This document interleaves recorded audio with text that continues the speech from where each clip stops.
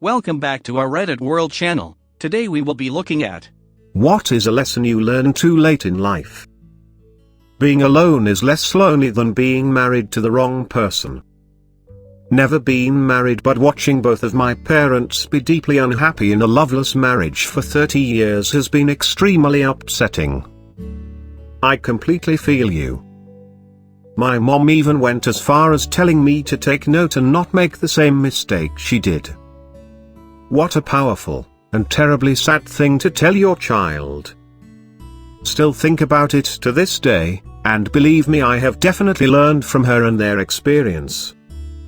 Hope you're alright and hope your experience hasn't completely put you off meaningful relationships. It is important to talk about your feelings, and it is okay to get help if needed. You don't need a million friends. Maybe less than 10, maybe 5, good friends. Put a lot of effort into those relationships instead of spreading yourself too thin. Feels harder as the world is so transient these days and people move all around the world. It's easy to lose and gain friendships very quickly. Or even if you maintain long-distance friendships, they are more difficult to maintain and may not be as impactful to your social needs. If you have more friends than you can count on one hand, you probably don't have any friends at all. One of the best quotes I heard when I was young that has lasted me a lifetime. Some people just won't admit they're wrong. Don't waste time trying to get them to accept it. Wasted too much of mine own time trying to correct people. It's the allegory of the cave man. That's why they also say, if you wanna tell folks the truth, be funny, otherwise they're gonna wanna kill you. Hey Neanderthals, there's a whole world to explore outside this cave. Also, you're wrong about everything. Okay, bye. People aren't as smart as they think. I taught for 9 years. This big time. I taught in my hometown, so I had the children of former classmates as students. And I worked with my former teachers. Very eye-opening experience. Just because someone seems nice at first, doesn't mean they're a good person. For me, it's just because someone has a nice demeanor, doesn't mean they're a good person.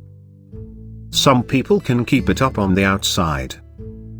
Further advice: if anyone says you're their best friend within the first 30 days of meeting them, they're either a liar or a train wreck. You can't really help people who don't truly want to help themselves. Unless a person realizes, admits, and is receptive to being helped and helping him or her or itself, you're just wasting your energy and probably adding to your own stress. Just dealt with this today. A girl I had been seeing has been saying she has been having suicidal thoughts for a long time now, and she doesn't want to get help. I mean, she does, but she doesn't. I don't know, it's really confusing, and for my own mental health I just have to realize I've done everything I can to support her and offer to help with therapy/medication, and she just has to want it herself.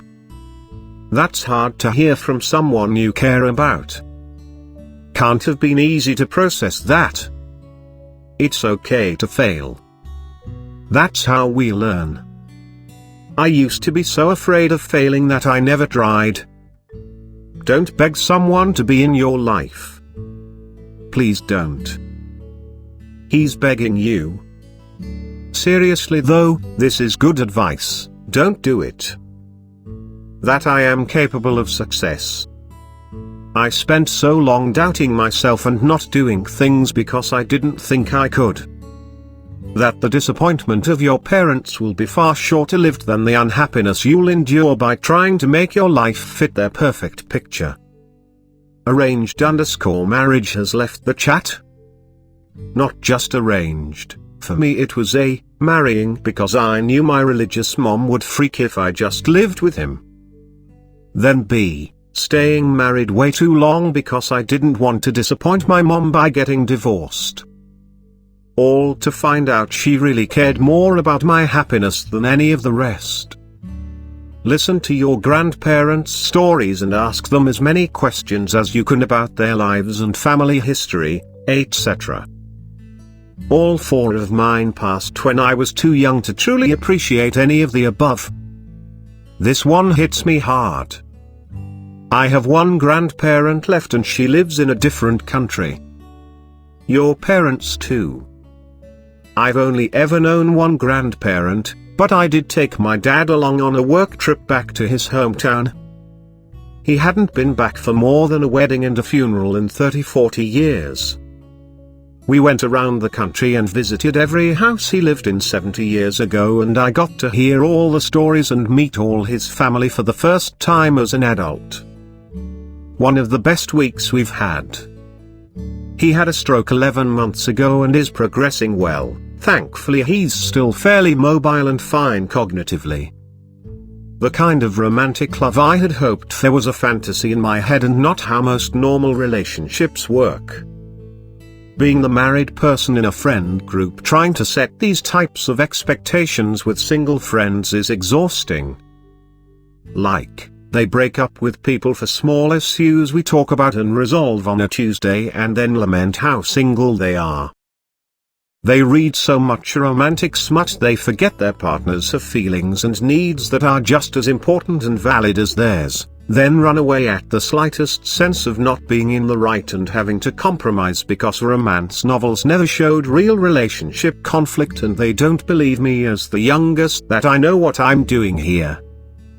And importantly, the romantic love most of us grow up dreaming about isn't even healthy. It's Hollywood BS and borderline abusive. You can't love someone into loving you back. That's brutal but too real. Tried for 13.5 years with my now ex-wife. I wrecked my life for someone that just liked what I did for her. Believe me, the brutality is soul-crushing.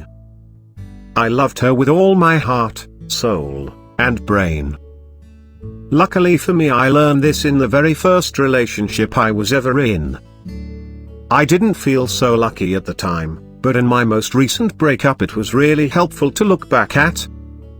I loved my most recent ex with everything I have, and he loved me too. Ultimately though, I think he ended up bored and stressed in the relationship.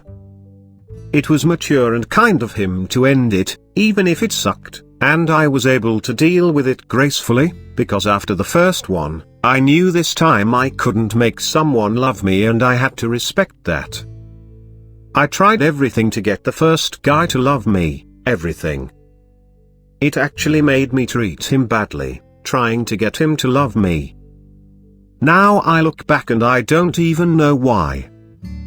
He was a fine human being, but we were miserable as a pair.